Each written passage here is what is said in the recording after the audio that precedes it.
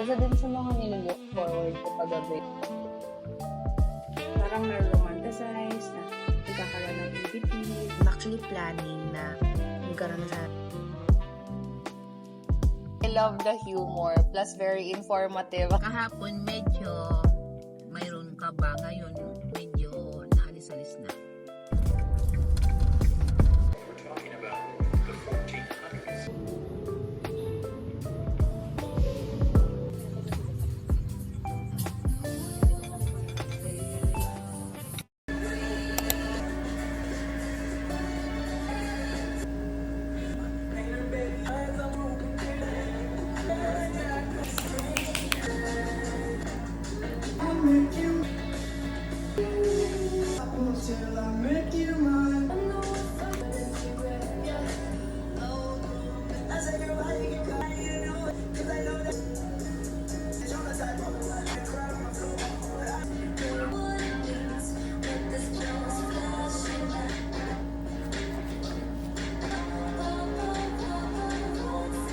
Hi guys, it's Charm.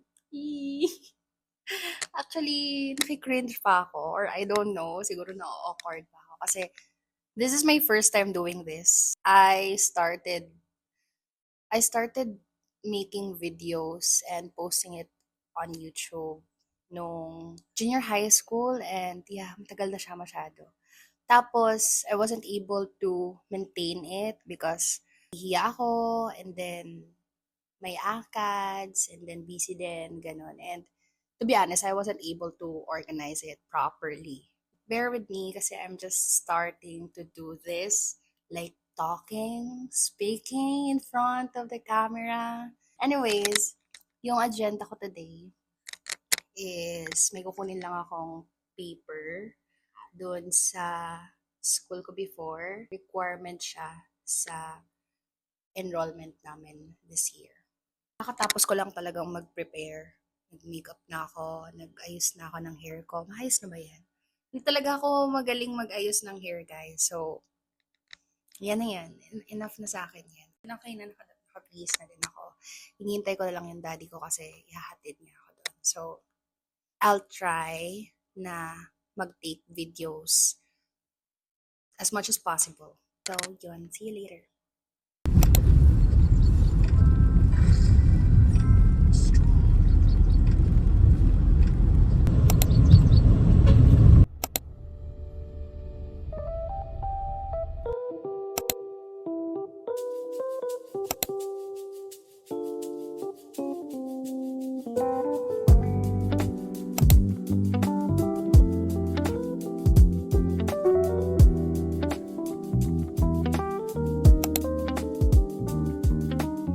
Tapos ko lang po maligo and it's already 10:05. Grabe. Actually, di ba kanina sabi ko, mag-video ako while I do my skincare, tapos mag-edit ako, ganyan. Kaya lang parang kanina, parang tinatamad na ako kasi naliligo nga ako, parang inaantok na ako. For tomorrow, siguro mag-video pa rin ako. And then, gagawin ko itong medyo mas longer yung duration niya. Gagawin ko siyang parang span ng 1 week. Kaya ko ba yun? Pero yun, itatry natin kung kayanin.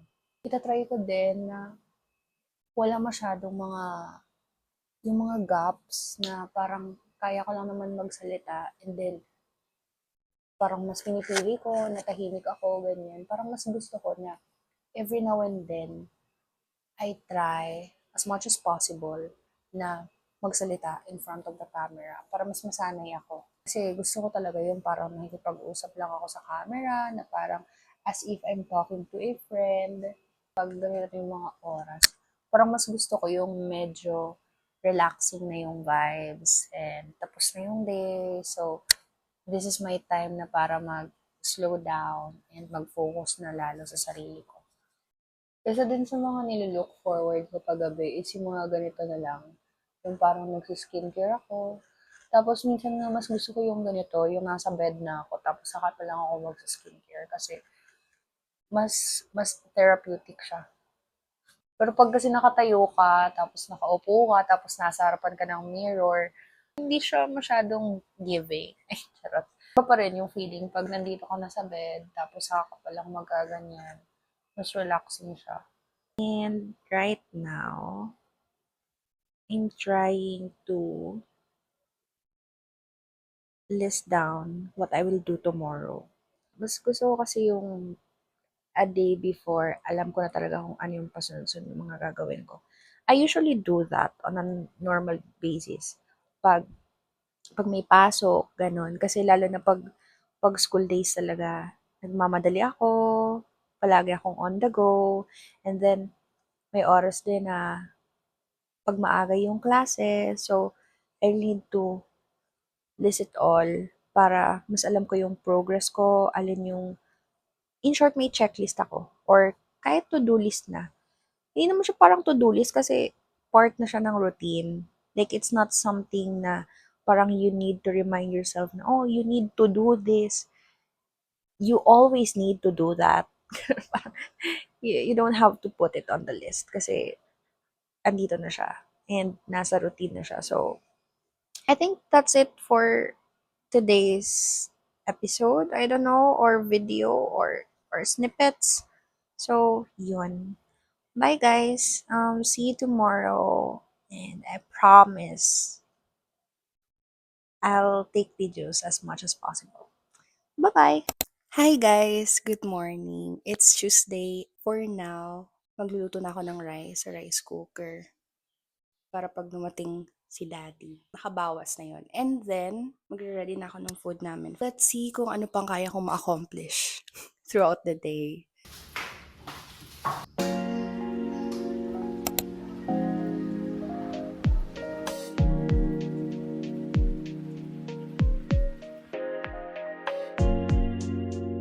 Katatapos ko lang mag-edit ng video na ini-edit ko. I'm actually planning later, mga gabi na yata, na manood ng movie. Feeling ko ang tagal ko nang hindi na nanood ng movie.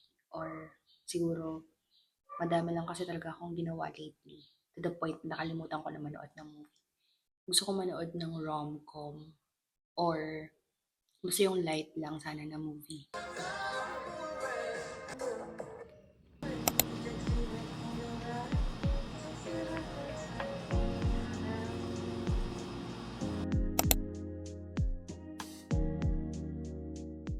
Hi guys, good morning. Good morning daw. It's 8 a.m. and I'm here bago mag-start yung morning. I stay here usually pag gusto ko lang mag-chill muna before mag-start yung day ko. Pero ever since kasi nung naging student ako, hindi na palaging ganun. Hindi ko to nawi-witness palagi. Pag may pasok kasi, hindi ako dito nag-stay sa bahay namin. Bumabiyahe pa ako, nag-stay ako doon sa tita ko.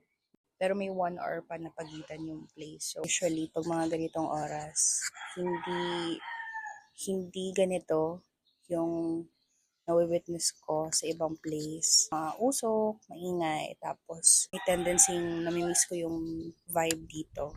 Kasi, ganito, marinig mo yung yung mga manok, yung mga birds, yung mga makinarya na hindi ko alam. Basta sa rice field yun. Tapos, on a random day, makakita ka dito ng maya.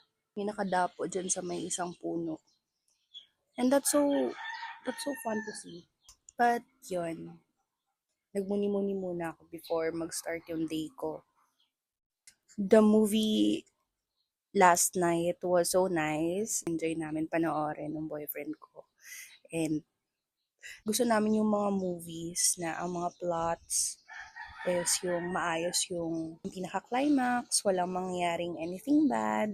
I'm thinking na siguro one of these days naman manonood na naman kami. Kasi we do that a lot, especially nung may pasok pa. Pag we want to stop for a while, we watch a movie together using Gmeet. But sometimes, we also use Rave. Nag-watch party kami. So, napapanood namin sabay. Nakababa na ako and I'm preparing my breakfast. And it's very simple. This is how I usually prepare it. So, first things first, of course, kanina nyo pa naman nakita. The usual. And I have here an egg.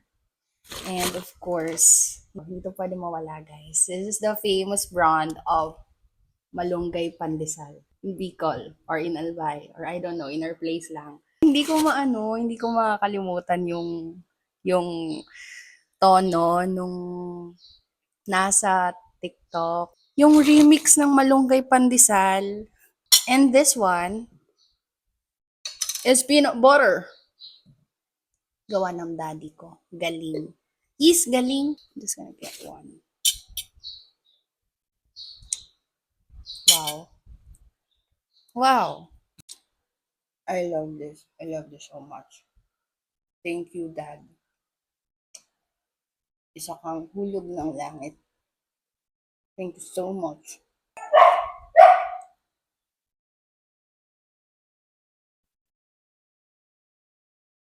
Hi, so I'm preparing kasi lalabas kami ng daddy ko. By the way, nalobat yung microphone ko. Yan, nalobat siya. So, hindi ko alam kung paano and ano mangyayari sa audio dito just using my device na walang microphone. I'm actually planning na magkaroon na sana ng lisensya, like driver's license. Kaya lang, hindi kasi consistent yung pag-practice ko. So, ngayon na may student permit na ulit ako, kailangan ko talagang i-G na talaga to. Last, 2021 or 2022, mga ganon. Doon ako nag driving lesson. And then, hindi ko siya na-maintain for some time. Nag-expire yung student permit ko. So, wala. Hindi ko talaga naasikaso yung lisensya ko. And then ngayon, parang meron palang pwedeng gawin na nare-renew yung student permit. So, makapag-process ka pa rin ng lisensya mo without needing to go back to your driving lesson.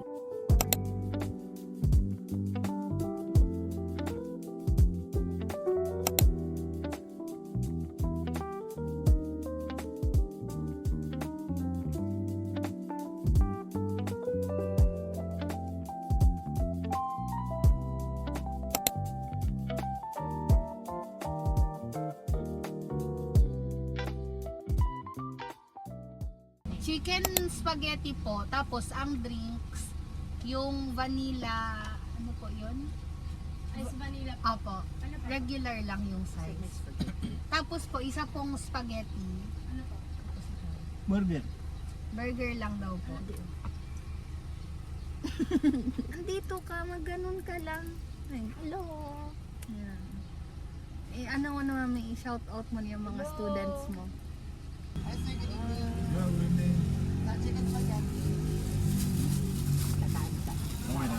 Andiyo. Apo. I-check mo lang rin. Apo, andito na.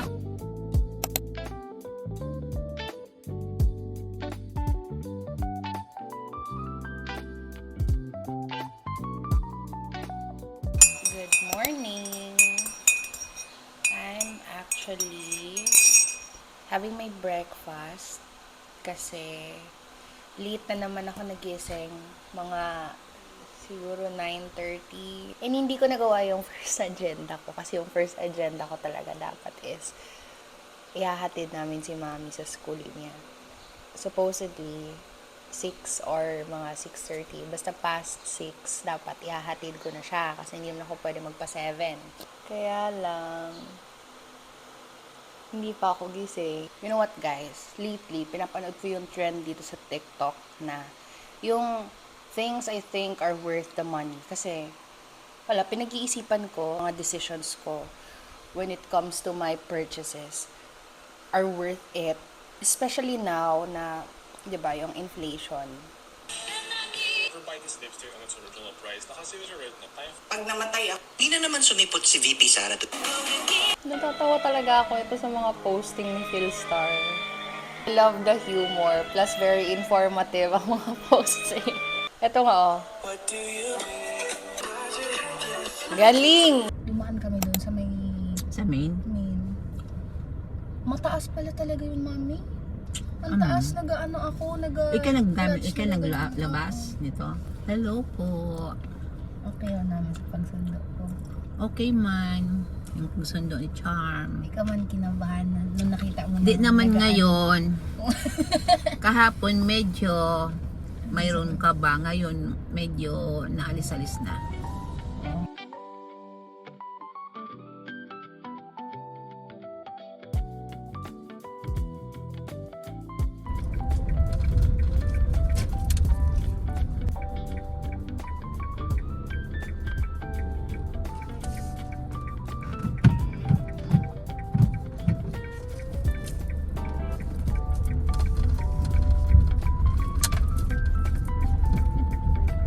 Katatapos ko lang talaga mag-practice kanina. 2 barangays away from us. Kanina, habang nakapark doon, I tried to drive kahit a short distance and then nagpaikot na ako. My parents, nasa likod sila and then nakita nila yung pagpaikot ko tapos yung daddy ko nandun sa gilid. Siguro nag-aalala siya kasi habang walang sasakyan na paparating. I managed to do U-turn naman ng maayos and safe naman. I hope you're proud, Mom and Dad. I'm just waiting for them. Dito ako na sa gilid lang ako.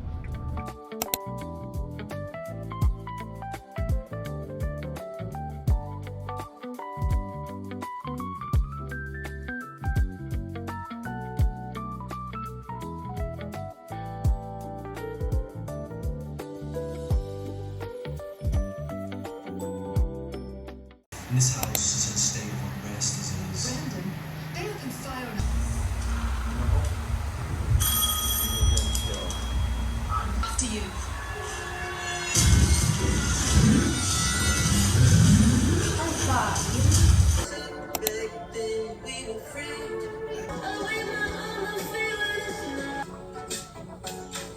Mount Yuyayako is a 10-hour drive from the nearest town. Merienda time, guys. We have pancit, chips, and coffee, of course. Still not done watching the documentary. So nice, very interesting.